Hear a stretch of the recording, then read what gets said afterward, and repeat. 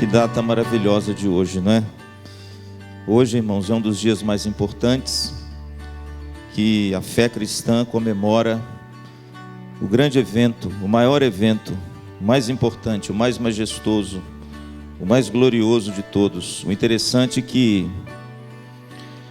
por ocasião da vinda de Jesus a esse mundo, por ocasião do nascimento e da morte de Jesus, a intervenção de Deus deixou marcas no mundo natural. No nascimento de Jesus, a intervenção de Deus deixou a majestade da estrela do Redentor. Mateus capítulo 2, versículo 2. E na morte de Jesus, a intervenção de Deus também deixou uma marca no mundo natural, através do terremoto e através da escuridão ao meio-dia. Mateus capítulo 27. Dois eventos espirituais que deixaram marcas no mundo natural, o nascimento e a morte de Jesus. Mas, irmãos, o evento que haveria de vir era o mais importante, o mais majestoso e o mais glorioso de todos eles. O evento mais importante que distingue e fundamenta a nossa fé ainda estava por vir. E esse evento foi a ressurreição do nosso Senhor Jesus Cristo. O apóstolo Paulo, irmãos, escrevendo aos Coríntios, na sua primeira carta, no capítulo 15, no versículo 14, ele diz o seguinte: se Cristo não ressuscitou, é vã a nossa pregação. Irmãos, se Jesus não saiu daquele túmulo, ressurreto dentre os mortos, nós estamos aqui fazendo papel de bobo. Nós estamos aqui tentando enganar você. Nós estamos aqui dando uma palestra de alguma coisa do mundo dos homens. Mas a Bíblia diz, em 1 Coríntios capítulo 15, versículo de número 20, de fato Cristo ressuscitou dentre os mortos. Paulo diz, irmãos, que se Cristo não ressuscitou, é vã a nossa pregação e é vã a nossa fé. Isso significa, irmãos, que o fundamento e o centro da mensagem e da fé cristã não é o nascimento de Jesus. O fundamento e o centro da mensagem cristã não são os milagres de Jesus. O fundamento e o centro da mensagem cristã e da pregação e da fé cristã não é a morte de Jesus. Não são os ensinos de Jesus, apesar de todos eles serem revestidos de uma grande importância. O que o apóstolo Paulo e a palavra de Deus está nos ensinando, que o centro e o fundamento da mensagem e da fé cristã é a ressurreição de Cristo. E essa ressurreição, irmãos, quando a gente olha para a palavra de Deus nos 4 evangelhos, os sinóticos do evangelho de João, Mateus, Marcos, Lucas e João, a gente vê que essa ressurreição, irmãos, ela é testemunhada, ela é testificada por 2 fatos incontestáveis. O primeiro fato que você lê sobre a ressurreição, incontestável, é o túmulo vazio. Em todos os 4 evangelhos, a Bíblia diz que quando as mulheres foram ao túmulo embalsamar o corpo de Jesus com os aromas, a Bíblia diz que o corpo, o cadáver de Jesus não estava lá. O interessante, irmãos, que o túmulo vazio tem sido um testemunho silencioso da ressurreição de Jesus, tão silencioso quanto à refutação da história para negar o fato. Veja que você pode dizer assim, pastor Luciano, mas não achar o cadáver não significa que Jesus ressuscitou. Mas para ele ressuscitar, o cadáver não poderia ser achado. Então você vê, querido, que o túmulo vazio é a primeira e a grande evidência de que o corpo, o cadáver que foi depositado em cima de uma lápide, em cima de uma pedra, encravada na rocha, quando as mulheres foram no primeiro dia da manhã, no primeiro dia da semana, lá em alta madrugada, e não acharam o corpo, é um testemunho silencioso, que de fato Cristo ressuscitou dentre os mortos. E há um fato interessante, irmãos, que não sei se você se atentou para isso. Se realmente tivesse havido uma trama para roubar o corpo de Jesus, como está escrito em Mateus capítulo 27, a partir do versículo 62, onde os soldados foram destacados para guardar a porta do túmulo, porque os próprios religiosos judeus chegaram perto de Pilatos e disseram o seguinte: escuta, manda um destacamento guardar aquela pedra, porque aquele embusteiro, interessante, chamaram Jesus de embusteiro, disse que iria ressuscitar o terceiro dia, e vamos fazer o seguinte, vamos botar um monte de guarda lá, porque vai que os discípulos roubam o corpo de Jesus, aí o negócio vai pegar. A Bíblia diz, irmãos, que Pilatos resolveu aquecer o convite das autoridades, mandou um destacamento de soldados, e sabe o que o texto diz em Mateus 27, 68? O próprio Pilatos selou a pedra. Sabe o que significa isso? Colocou um lacre, um selo do próprio governador da Judéia na época, fora a escolta de soldados. Interessante, irmãos, se esse negócio dos discípulos terem roubado o corpo de Jesus fosse verdade, eu vou fazer uma pergunta agora que é desconcertante. Por que você acha que eles voltaram para Jerusalém para pregar o evangelho logo lá? Se eles tivessem armado uma trama para de repente pegar o corpo de Jesus e esconder, é claro que a última cidade do mundo onde o cristianismo começaria seria Jerusalém. Eles talvez escolheriam pregar em Roma, em Atenas, em Constantinopla, em qualquer outro lugar, menos em Jerusalém. Sabe por quê? Porque quando a gente faz coisa errada, a gente não quer voltar para o lugar que a gente fez a coisa errada. O ser humano é assim, não é? Faz alguma coisa errada, você vai para outro lugar, porque lá ninguém te conhece. Se eles tivessem roubado o corpo, irmãos, se esse negócio de roubar o corpo, o que de repente muita gente hoje acredita, fosse alguma coisa certa, é claro que os discípulos de Jesus nunca voltariam para Jerusalém para começar ali a pregar sobre a ressurreição. Facilmente eles seriam o quê? Descobertos. Mas o segundo grande fato, irmãos, que atesta, que testemunha para a ressurreição de Jesus, não é nem o túmulo vazio, mas a presença do Cristo ressuscitado dos mortos. A Bíblia diz, irmãos, que aquele homem com aquele corpo frágil, com aquele corpo alquebrado, por causa dos flagelos, por causa dos açoites, por causa da lança, por causa da nudez, por causa da fome, a Bíblia diz que aquele corpo ressuscitou dos mortos. E o apóstolo Paulo diz, irmãos, que ele apareceu às mulheres, ele apareceu a Pedro, ele apareceu aos discípulos, ele apareceu a mais de 500 irmãos. E Lucas, em Atos, no capítulo 1, no versículo 3, diz que por 40 dias Jesus se manifestou aos seus. Sabe o que significa isso, irmãos? Depois da ressurreição, Jesus ainda permaneceu aparecendo aqui e ali durante 40 dias. E ele foi visto, irmãos, por muitas pessoas. E Paulo, lá em 1 Coríntios capítulo 15, versículo 8, diz assim: e por fim foi visto por mim, como um aborto fora do tempo, porque eu não sou nem digno de ser chamado apóstolo, porque eu persegui a igreja de Jesus. Mas eu sou quem eu sou, e a graça de Deus se mostrou grandiosa na minha vida. Irmãos, os dois fatos incontestáveis da história, que nenhum escrito, nenhuma prova arqueológica, nenhum manuscrito do passado conseguiu até hoje refutar. 1 Coríntios capítulo 15, versículo 14, de fato, Cristo ressuscitou dentre os mortos. O túmulo está vazio, a presença do ressuscitado foi visto por muitas pessoas. Mas, pastor Luciano, de que se trata a ressurreição de Cristo?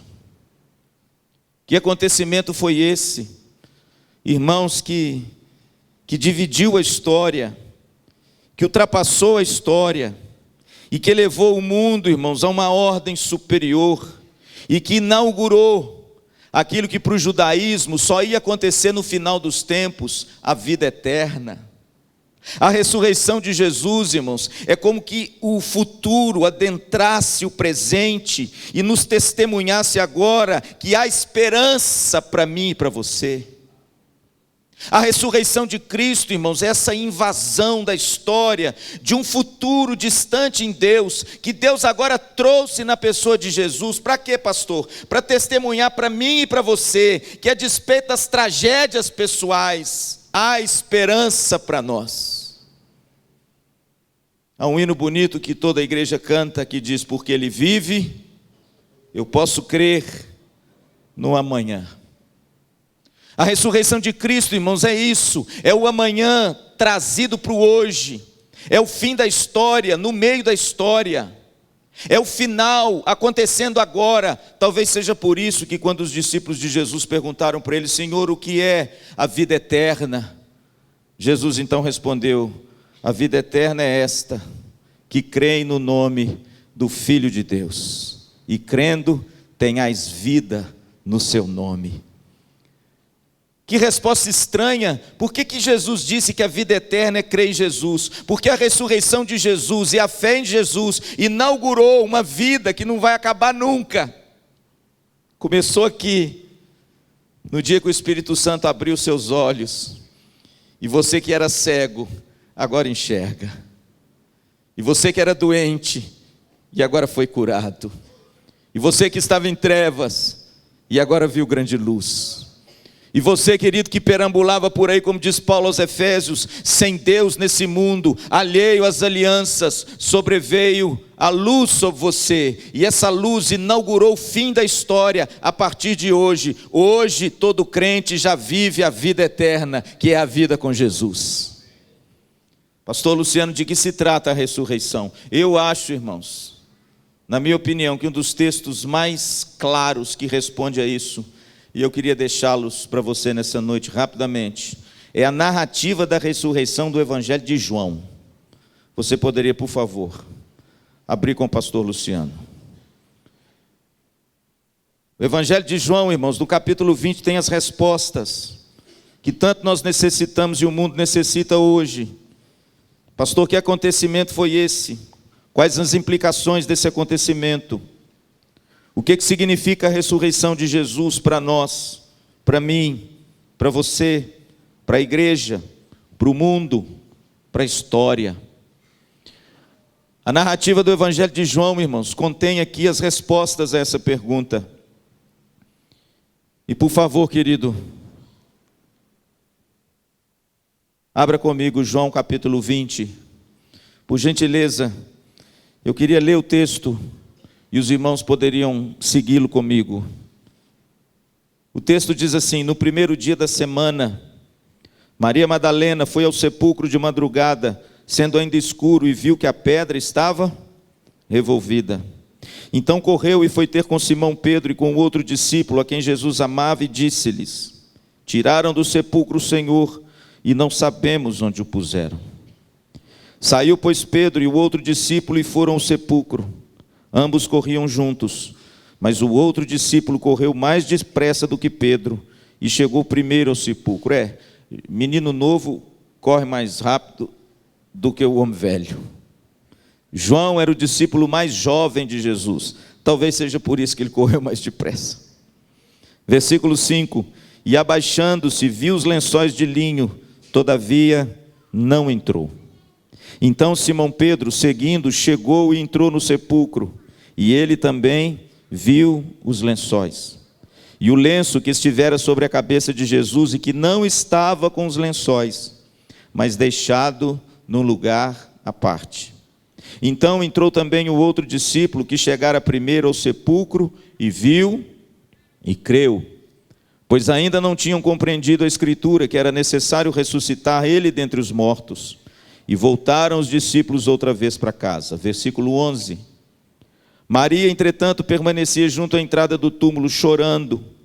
Enquanto chorava, abaixou-se, olhou para dentro do túmulo e viu 2 anjos, vestidos de branco, sentados onde o corpo de Jesus fora posto, um à cabeceira e outro aos pés.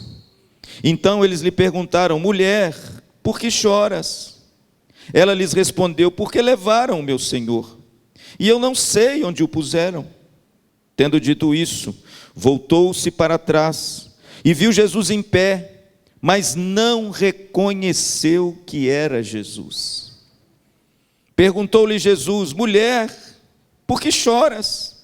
A quem procuras? Ela, supondo ser ele o jardineiro, respondeu: Senhor, se tu o tiraste, dize-me onde o puseste e eu o levarei. Disse-lhe Jesus: Maria. Ela, voltando-se, lhe disse em hebraico: Rabone, que quer dizer mestre. Recomendou-lhe Jesus: não me detenhas, porque ainda não subi para meu Pai. Mas vai ter com os meus irmãos e dize-lhes: subo para o meu Pai e vosso Pai, para o meu Deus e o vosso Deus. Então saiu Maria Madalena anunciando aos discípulos: vi o Senhor, e contava que ele lhe dissera todas essas coisas. Versículo 19. Ao cair da tarde daquele dia, o primeiro da semana, trancadas as portas da casa onde estavam os discípulos, com medo dos judeus, veio Jesus e pôs-se no meio deles e disse-lhes: paz seja convosco. E dizendo isto, lhes mostrou as mãos e o lado. Alegraram-se, portanto, os discípulos ao verem o Senhor. Disse-lhes, pois, Jesus outra vez: paz seja convosco. E assim como o Pai me enviou, eu também vos envio.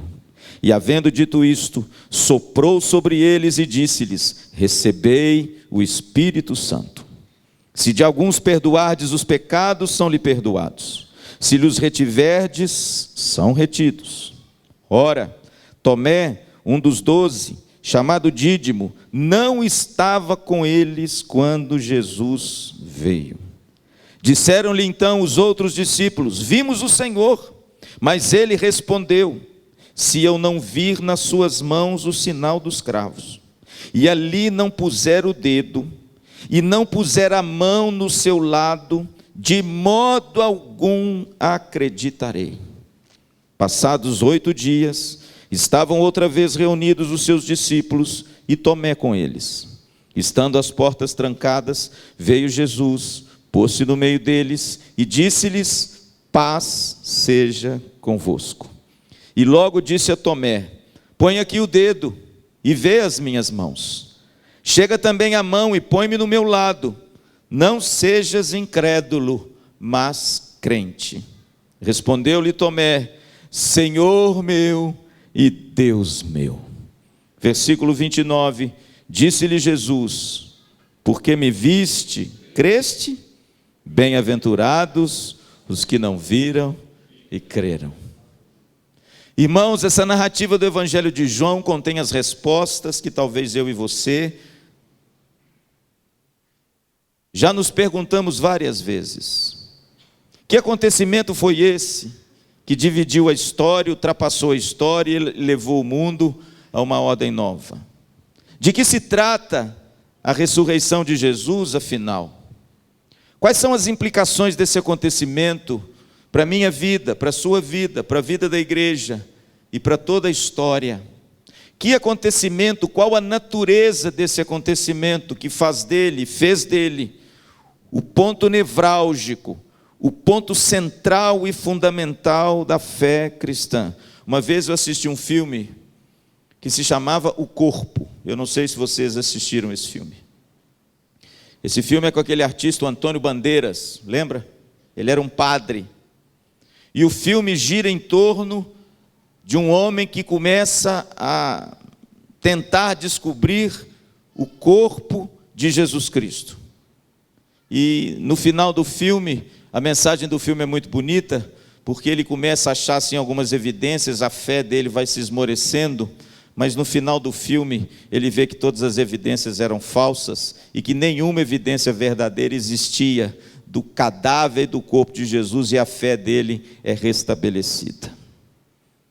Aquele filme, irmãos, nos mostra uma grande verdade: a nossa fé está de pé ou cai com base na ressurreição de Cristo. Se Cristo não ressuscitou, irmãos, é tudo em vão, a igreja é em vão, a pregação é em vão, a nossa fé é vã e nós somos tidos por mentirosos. 1 Coríntios capítulo 15.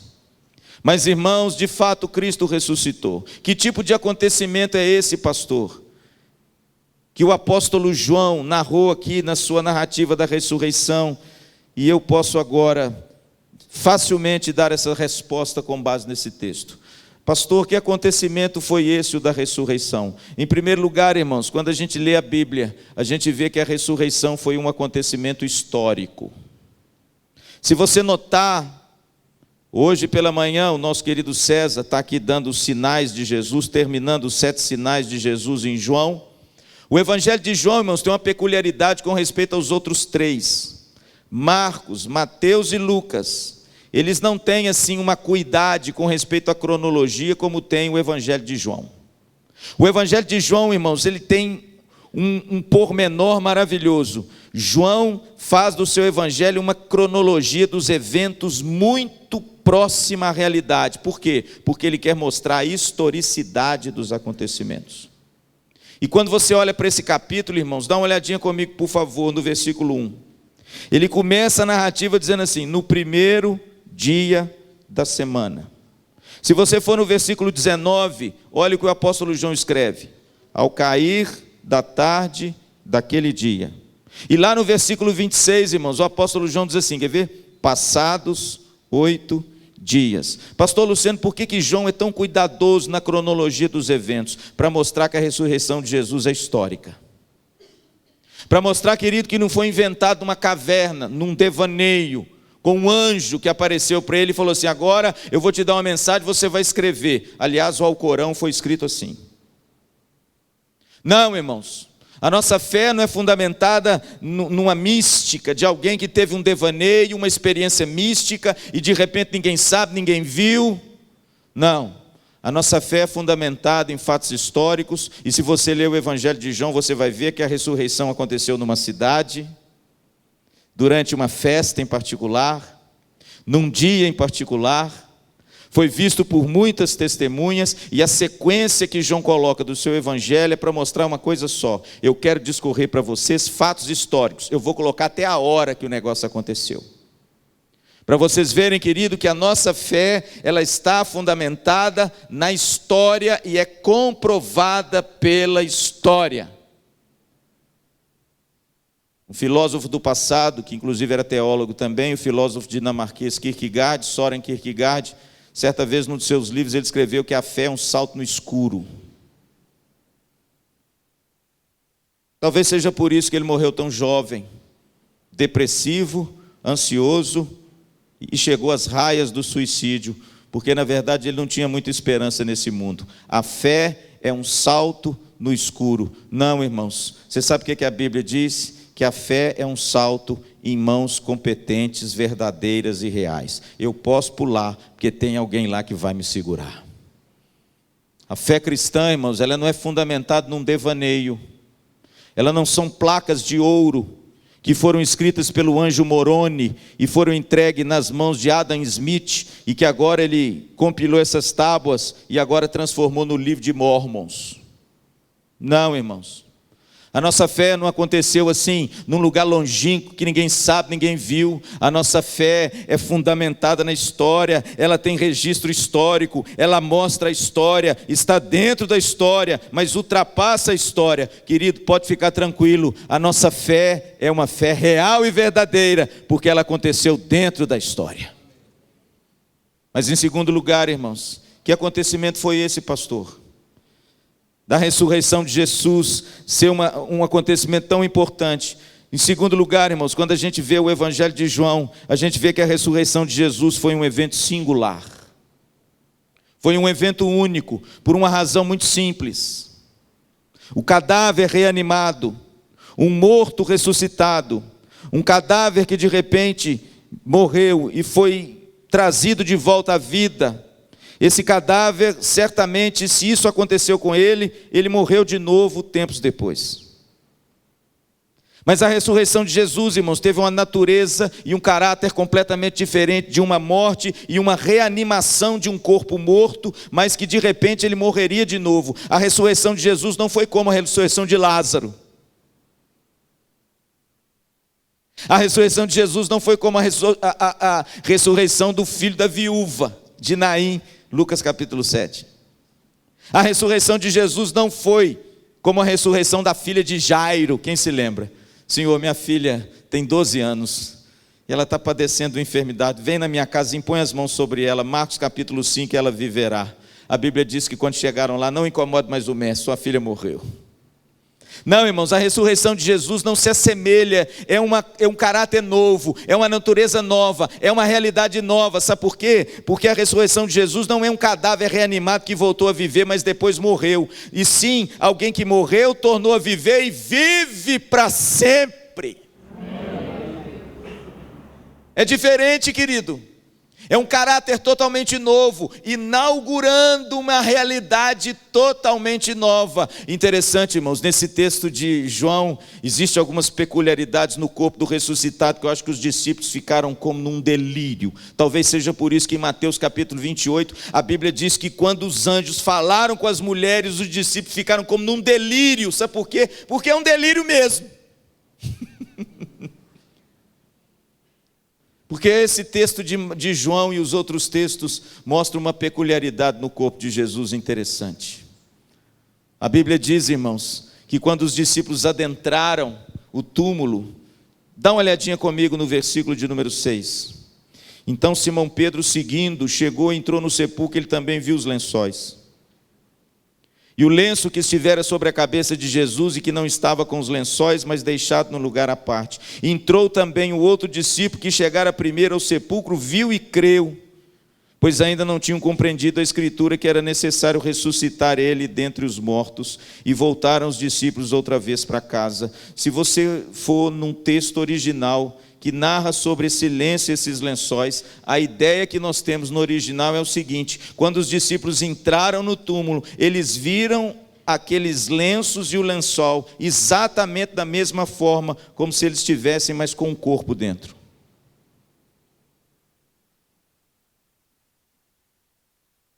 Comprovando que não foi alguém que desenfaixou e de repente julgou aquele monte de atadura e o lenço não. O texto no original da ideia é que quando eles entraram, e é por isso que o texto diz que João viu e creu. Por quê? Porque as ataduras, a forma que eles enfaixam o corpo, estava exatamente a mesma se houver ali antes um corpo. Em outras palavras, seria impossível alguém desatar alguém e deixar aquelas ataduras daquele jeito certinho, como se um corpo estivesse ali, inclusive o lenço que cobre a cabeça. Pastor, o que isso significa para nós? Isso significa, irmãos, que a ressurreição de Jesus foi um acontecimento único. Ele agora atravessa a parede. Ele agora, irmãos, a Bíblia diz que as portas estão fechadas, os discípulos amedrontados, o sinédrio procurando a seita dos nazarenos, eles trancam a porta, e Jesus agora, Antônio, se põe no meio deles. E outra coisa interessante, irmãos, que comprova uma natureza diferente, uma ordem diferente, algo diferente. A Bíblia diz que Maria, quando ele aparece para ela no túmulo, ela não conhece. A Bíblia diz que os discípulos no caminho de Emaús, Lucas 24, andaram 8 quilômetros com Jesus, sem saber quem ele era. Irmãos, Jesus está na praia, João capítulo 21, os discípulos voltaram na pesca, e de repente Jesus lá da praia, 100 metros, irmãos, 100 metros é pouco, Danilo.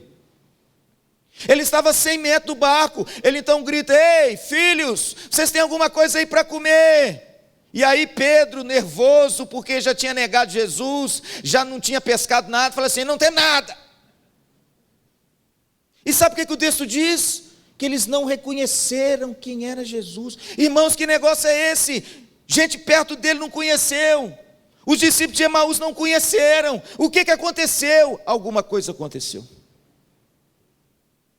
A ressurreição de Jesus, irmãos, foi um acontecimento único e singular. Ao mesmo tempo que ele atravessa a parede, ao mesmo tempo que ele se põe e desaparece, porque a Bíblia diz que quando ele parte o pão, lá em Lucas 24, ele desapareceu da presença deles. Irmãos, que coisa, que devaneio, que delírio. Num piscar de olhos ele está, num piscar de olhos ele não está. Mas engraçado, Laís,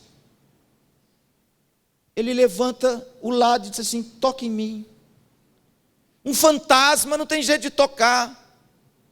Ele está sentado na praia e ele está ali cozinhando os peixes. E sabe o que o texto diz? Ele comeu e o negócio não desceu para o pé e não caiu no chão, não.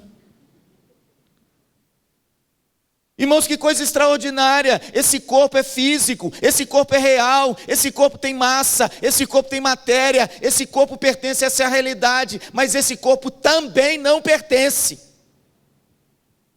Ele é da terra, mas ele é do céu. Ele é do natural, mas ele é do sobrenatural. Ele come, mas ele desaparece. Ele se parece, mas não se parece. Sabe o que significa isso, irmãos? Isso é um vislumbre que a gente vai ter do nosso próprio corpo lá na glória. Sabe o que Paulo diz? Cristo são as primícias dos que dormem. Como Cristo ressuscitou, nós ressuscitaremos com Ele. Irmãos, a ressurreição de Cristo foi um acontecimento único e singular, que inaugurou uma nova ordem, inaugurou o escatos de Deus, a escatologia de Deus, não para um futuro distante, mas no aqui e agora. Eu tenho em mim a vida eterna, amém? E todos aqueles que creem em Jesus já adentraram os portais dessa nova ordem, a vida eterna com o Senhor, amém? Em terceiro lugar, irmãos, por favor, volte os olhos para o texto comigo, no versículo 11. Maria, entretanto, permanecia junto à entrada do túmulo. E você vai ver que por 4 vezes o texto diz que ela chorava. Versículo 11, chorando. Enquanto chorava, abaixou-se e olhou para dentro do túmulo e viu 2 anjos vestidos de branco, sentados onde o corpo de Jesus fora posto, um na cabeceira e outro nos pés. Veja a pergunta dos anjos para Maria. Então lhes perguntaram: mulher, por que choras?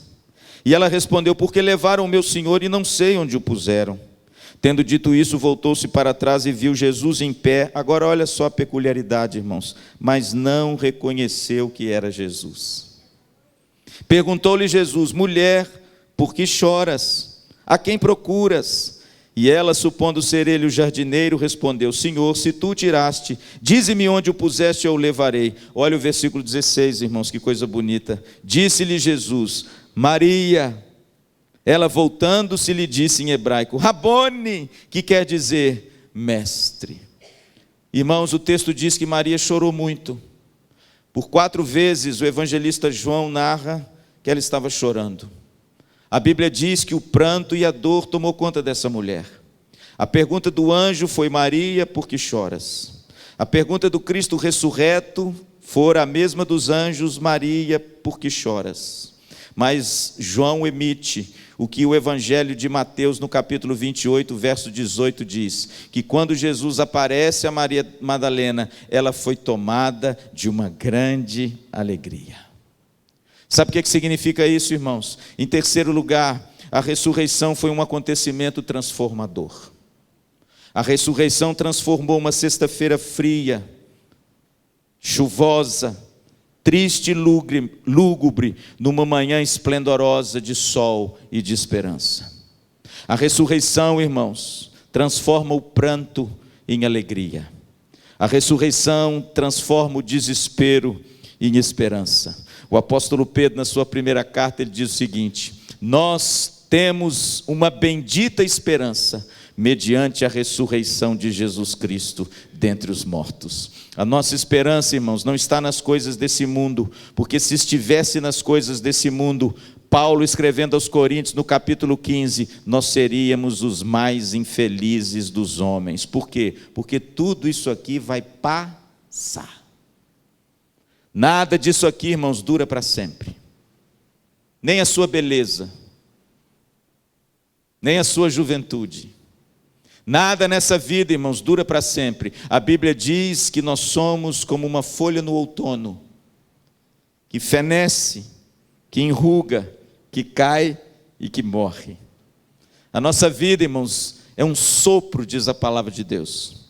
Nós não levaremos nada nessa vida, e se você depositar a sua esperança nas coisas dessa vida, Paulo, escrevendo aos Coríntios, diz que você é o mais infeliz de todos os homens. Sabe por quê? Porque nós temos uma viva e bendita esperança, mediante a ressurreição de Jesus Cristo dentre os mortos. É a ressurreição de Jesus, querido, que transforma a morte em vida. É a ressurreição de Jesus que transforma o choro em alegria. É a ressurreição de Jesus que transforma o desespero em esperança. É a ressurreição de Jesus, irmãos, que transforma um cativeiro da corrupção na liberdade da glória dos filhos de Deus. É a ressurreição de Jesus que transforma a sua vida e a minha. E é a ressurreição de Jesus, Romanos capítulo 8, pastor Edward, que vai transformar toda a criação. É através da ressurreição que nós cremos que Deus, irmãos, tem um plano e Ele vai transformar todas as coisas ao original, à originalidade do jardim do Éden. Louvado seja Deus. Apocalipse capítulo 21. Eis que eu olho que vi nova terra e novos céus. Você sabe por que eu posso acreditar nisso, irmãos? Porque a ressurreição de Jesus me garante que o futuro já entrou no presente, e eu vivo esse presente na segurança de que o futuro vai acontecer, porque a ressurreição de Jesus já aconteceu. Graças a Deus, irmãos, que Jesus está vivo. Graças a Deus que Cristo ressuscitou. Há esperança para você, há esperança para mim, há esperança para o perdido, para o doente, para o machucado, para o desesperado, para aquele que morre. Há esperança porque Cristo ressuscitou. Maria deixou o túmulo tomada de grande alegria. Cristo é a nossa alegria, Cristo é a nossa paz. Cristo, irmãos, é a razão genuína da nossa viva e verdadeira esperança. Se Jesus está vivo, então tudo é possível àquele que crê. Amém? Pastor, que mensagem é essa? Que acontecimento é esse? Em quarto lugar, irmãos, a ressurreição de Cristo também foi um acontecimento redentor. Versículo 17, Jesus fala uma coisa para Maria, que na verdade tem uma teologia profunda por trás. Quando Maria reconhece que é Jesus, ela fala Rabone. Rabone é um termo hebraico, na verdade nem é hebraico, é um termo aramaico, que significa mestre exaltado. Ele é usado só 2 vezes na Bíblia, uma aqui e outra em Marcos. Significa mestre exaltado. Então ela olha para Jesus e fala assim, mestre exaltado. E quando ela vai querer abraçar Jesus, Jesus olha para ele e fala assim, não me detenhas. O que significa isso, pastor Luciano? Por que parece que Jesus diz para ela, não me detenhas? Parece que ele não quis que ela o abraçasse? Não, irmãos, não é isso. Parece que Jesus não quis que ela o tocasse? Não, não é isso. Porque daqui a pouquinho você vai ver que ele aparece a Tomé e fala assim, Tomé, toque aqui. Não, irmãos, essa palavra de Jesus é muito mais profunda do que a gente imagina. E a dica dessa palavra é o que vem depois dela. Dá uma olhadinha aí. Versículo 17, recomendou-lhe Jesus, não me detenhas. A chave da interpretação aí, ó. Porque ainda não subi para meu Pai, mas vai ter com os meus irmãos e dize-lhes, é agora, hein? Subo para meu Pai e vosso Pai, para o meu Deus e o vosso Deus. Pastor, o que significa isso? Não me detenhas. Significa, irmãos, que a ressurreição é um acontecimento redentor. Hoje nós celebramos o quê? A Páscoa. A Páscoa no Velho Testamento foi um acontecimento redentor. Mas a Páscoa no Velho Testamento significa a redenção do povo de Israel, do tacão e da tirania de quem? De Faraó, dos egípcios. A Páscoa no Velho Testamento foi um evento histórico que sinalizou, simbolizou e depois foi instituída uma festa, a principal festa dos judeus, a festa da Páscoa, para lembrar que eles eram cativos no Egito, mas que Deus enviou a eles a libertação e agora eles estavam livres e através da festa da Páscoa e da instituição da Páscoa, eles se lembrariam que foram escravos de Faraó, mas foram libertos pelo poder de Deus. E aí a Bíblia diz que durante todos os anos eles celebravam a Páscoa. Eles matavam o cordeiro sem defeito, eles convidavam toda a família, eles se sentavam à mesa, e eles comiam a Páscoa da seguinte forma, meu presbítero: cajado na mão, veste cingida e ervas amargas. E cada um desses atos, desses gestos, simbolizava alguma coisa. Pastor, o que tem a ver o cajado na mão e a roupa cingida? Isso significava prontidão.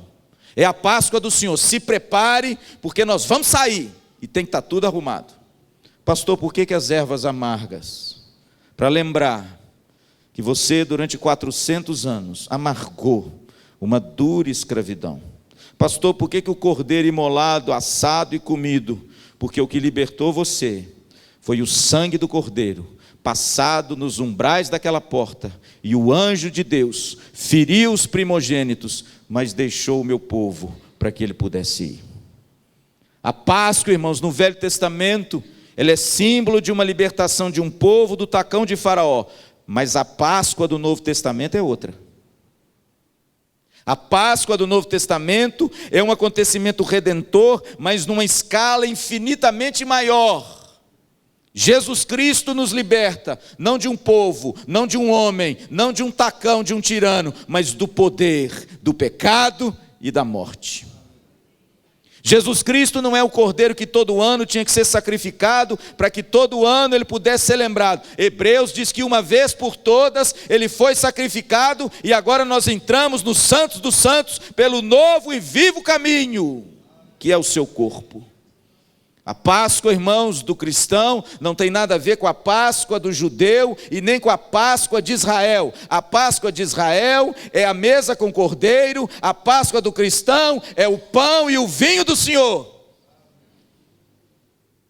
Por isso, meus amados, assim como lá no Velho Testamento, a Páscoa era um acontecimento redentor, aqui também para nós é, mas a redenção é numa escala muito maior. Deus não me livrou das mãos dos homens, Deus me livrou das mãos de algo muito pior. Pastor Edo pregou aqui domingo passado, pena que eu não estava para ouvir, mas graças a Deus que agora nós temos gravado, né, pastor? E eu pude beber daquelas palavras do irmão. Que pregação maravilhosa. Se você não veio aqui domingo passado, você perdeu. Mas ainda tem lá no YouTube, está lá. Se você clicar lá, você ouve aquela palavra. E o pastor Edo disse um negócio aqui também, dentre tantas as coisas que ele falou sobre o amor de Deus. Coisas maravilhosas, irmãos. Coisas bonitas demais, com respeito ao amor de Cristo, indestrutível, por mim e por você. A Páscoa de Israel, irmãos, celebrava a tirania de nós contra um homem, mas a Páscoa de Jesus celebra a libertação contra o maior inimigo que temos. Quem é? Você mesmo.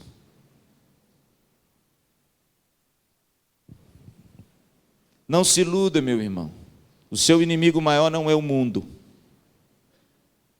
Não se iluda, meu amado, o seu maior inimigo não é o diabo. O nosso maior inimigo sou eu mesmo.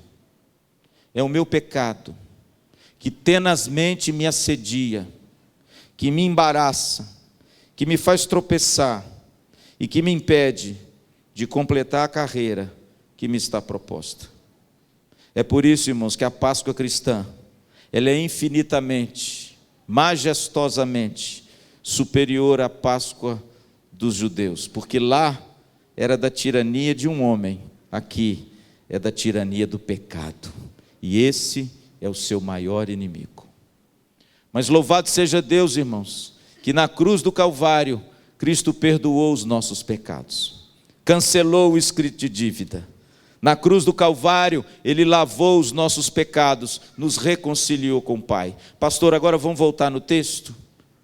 Não me detenhas. Pastor, o que significa isso? O que Jesus está dizendo para Maria é o seguinte: Maria, o ápice da obra de Deus nessa terra não é a morte, é a ressurreição.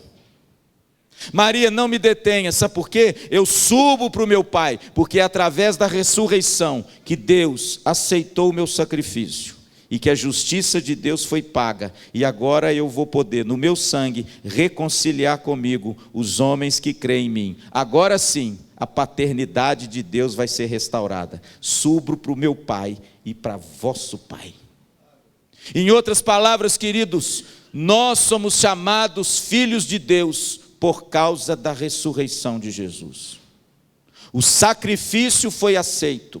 Jesus o ressuscitou dos mortos, a justiça de Deus foi imputada em Jesus Cristo, e por causa de Jesus, a paternidade que o jardim do Éden, lá em Gênesis 3, lá na queda, foi quebrada, em Cristo Jesus agora, essa paternidade é restaurada, por isso é que agora, Deus é o nosso Pai.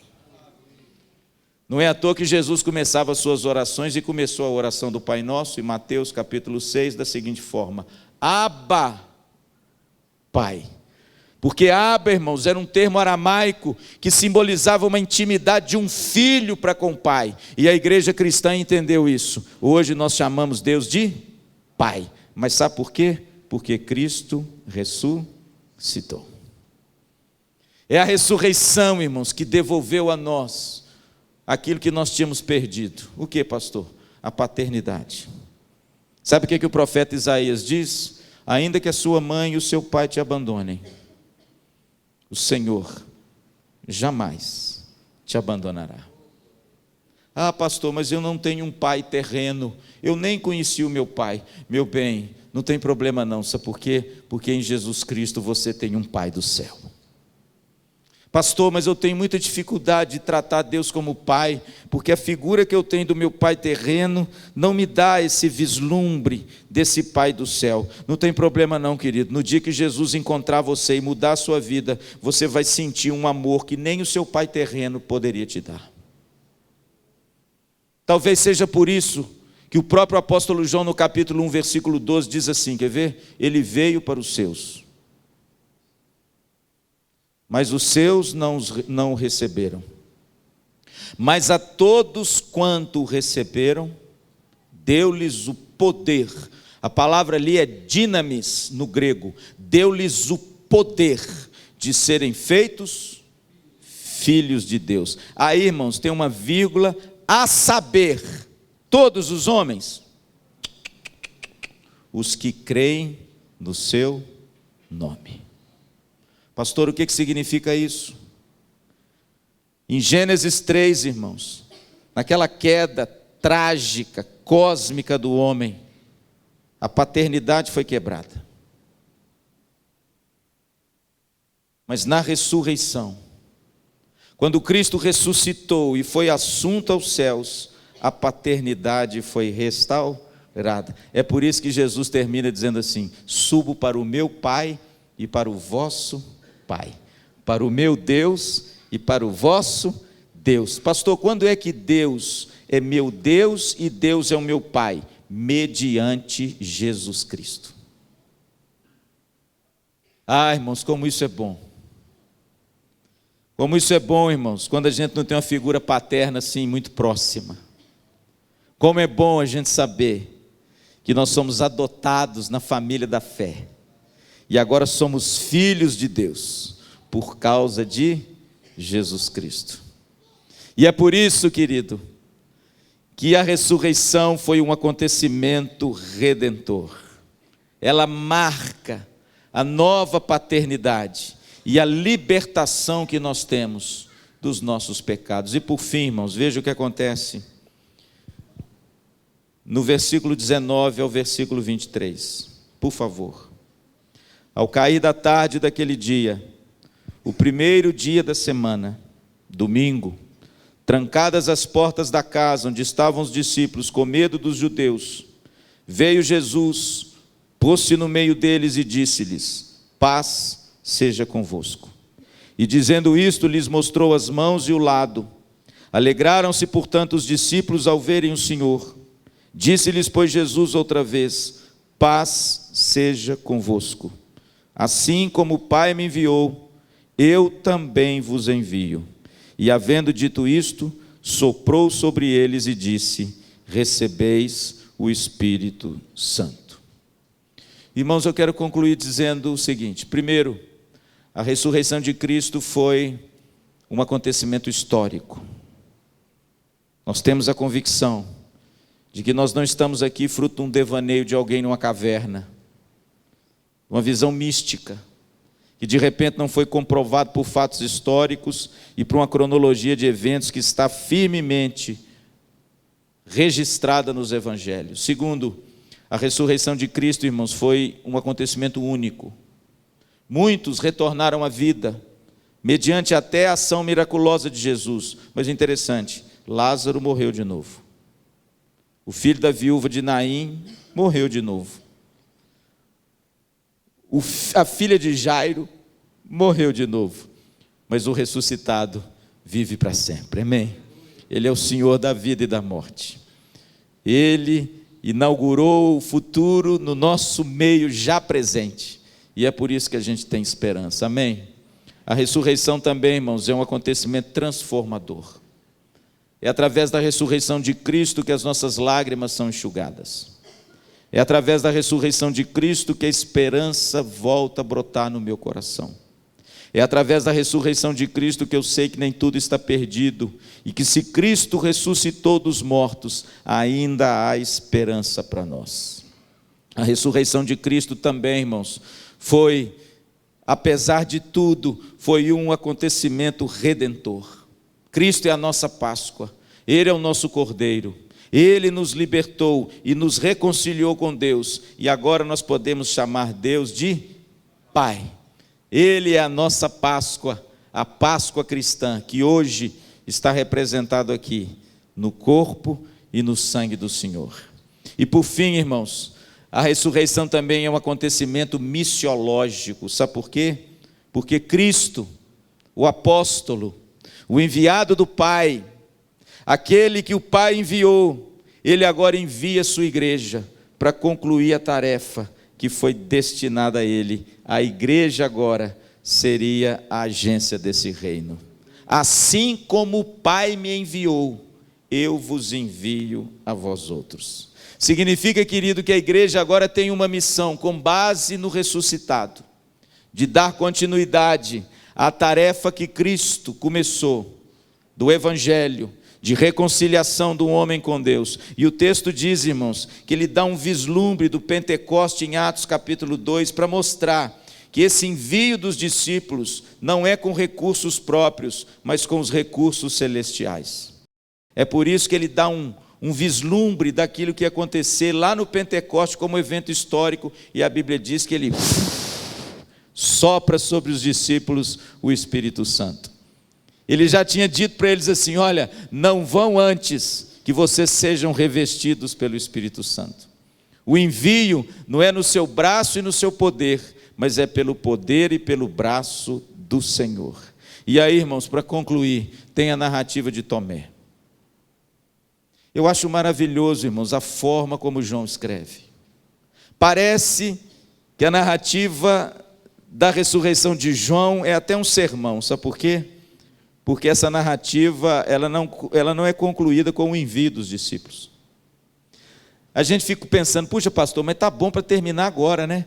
Jesus ressuscita, Jesus agora envia os discípulos e ponto final. Não, mas aí João parece que, mais uma vez, ele coloca alguma coisa na narrativa, e agora ele coloca Tomé.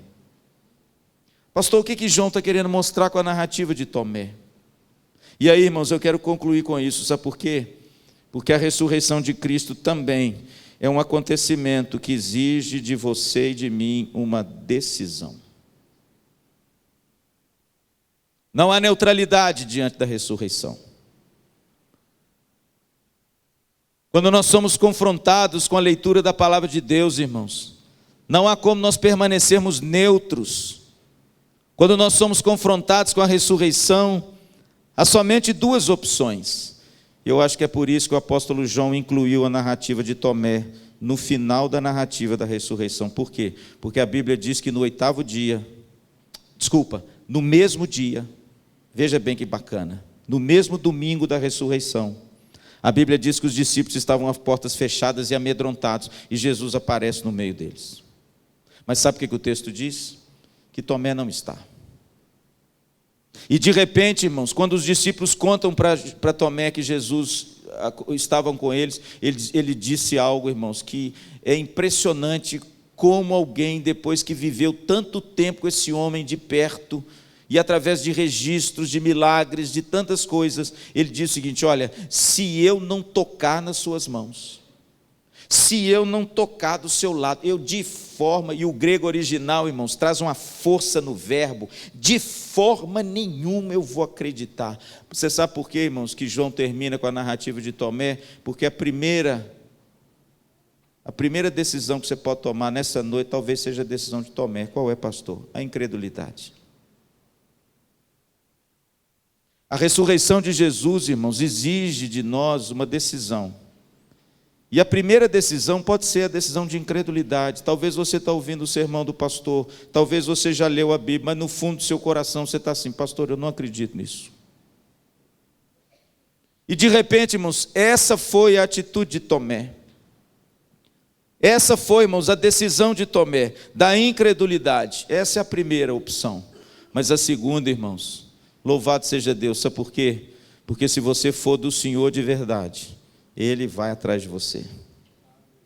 Ele vai transformar a sua incredulidade em profissão de fé.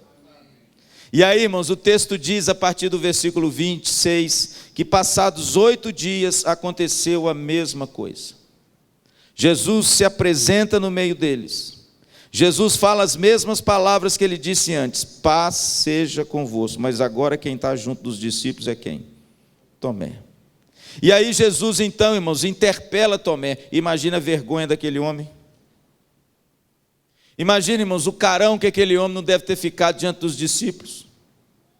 Demonstrou uma incredulidade tão grande, irmãos. Falou para todo mundo: olha, se eu não botar a mão nesse homem, eu não vou acreditar. Ah, é, Tomé? Então pode ficar tranquilo, daqui a pouco você vai colocar. Aí a Bíblia diz, irmãos, que Jesus, com toda humildade, eu fico imaginando, irmãos, às vezes a gente desiste dos outros com tanta facilidade, né? Às vezes a gente vê uma pessoa tão incrédula e a gente pensa assim: ah, aquele sujeito é muito incrédulo, ele nunca vai ser um crente. Mas, irmãos, deixa eu dizer uma coisa: isso não está em mim e em você. Se Jesus escolheu essa pessoa para ser um crente, ela vai ser, amém? Passados 8 dias, então, calma. Passados 8 dias, que longos dias devem ter sido aqueles para Tomé. Que longos dias devem ter sido aqueles para os discípulos. Puxa, nós vimos ele e você não viu, será que ele vai aparecer de novo? Mas, querido, pode ficar tranquilo. Aquele que o Senhor escolhe, aquele que o Senhor elege, aquele que o Senhor determina como alvo do seu amor, Ele não vai deixar você, meu pastor, na incredulidade. Ele vai se revelar a você, amém? Essa é a nossa história, irmãos. Essa é a sua história. Como éramos incrédulos, não é? Como nós desdenhávamos do Evangelho. Eu estou falando de mim, viu?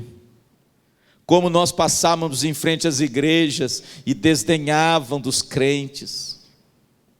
Como, irmãos, nós pensávamos que era um bando de gente que de repente faltava-lhes um pouco de intelecto para se apegarem a coisas tão antigas. Quanto desdém, irmãos, existiu nos nossos lábios. Quanta soberba, quanto orgulho, quanta autossuficiência. E de repente, querido, passaram-se 8 dias, mas aqueles que são do Senhor, Jesus se revela a eles. A Bíblia diz que Jesus aparece e diz: Tomé, põe a mão aqui, meu filho. E uma coisa me chama a atenção: o corpo ressuscitado de Jesus, o corpo com o qual traz agora uma nova ordem, como dizia Ratzinger, um salto ontológico no ser. Engraçado, irmãos, o corpo de Jesus traz as marcas da cruz. Ele não ressuscitou sem elas. Por que que o corpo do crucificado manteve as marcas desse planetinha Terra? Por que que o corpo do crucificado, Deus não limpou as feridas de Jesus, e agora, quando ele aparece para os seus discípulos, a prova cabal de que é ele mesmo são as marcas. Tomé, põe o dedo aqui na minha mão. Tomé, põe o dedo aqui do meu lado. E aí, irmãos, o Evangelho de João termina a narrativa com a profissão de fé. Sabe por quê? Porque ele diz assim: e este Evangelho foi escrito para que você creia que Jesus Cristo é o Filho de Deus, e crendo, tenhais vida no seu nome. Você sabe por que que João termina a narrativa da ressurreição com Tomé? Porque João espera que você, preste atenção aqui agora, você seja o protagonista da mesma profissão de fé que Tomé fez. Pastor, o que Tomé disse diante do Cristo ressuscitado? Eu vou até aqui na Bíblia para você não pensar que o pastor, versículo 28, está aí. Senhor meu e Deus meu. E aí, irmãos, termina a narrativa da ressurreição. Pastor, por que João escreveu isso tudo? Para que você nessa noite não seja um incrédulo. Para que você nessa noite reconheça Jesus.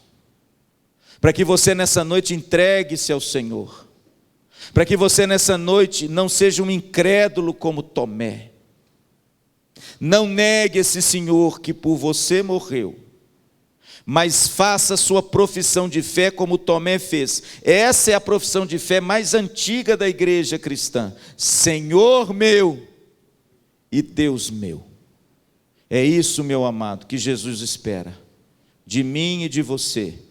E a ressurreição é para te dar vida, e vida em abundância.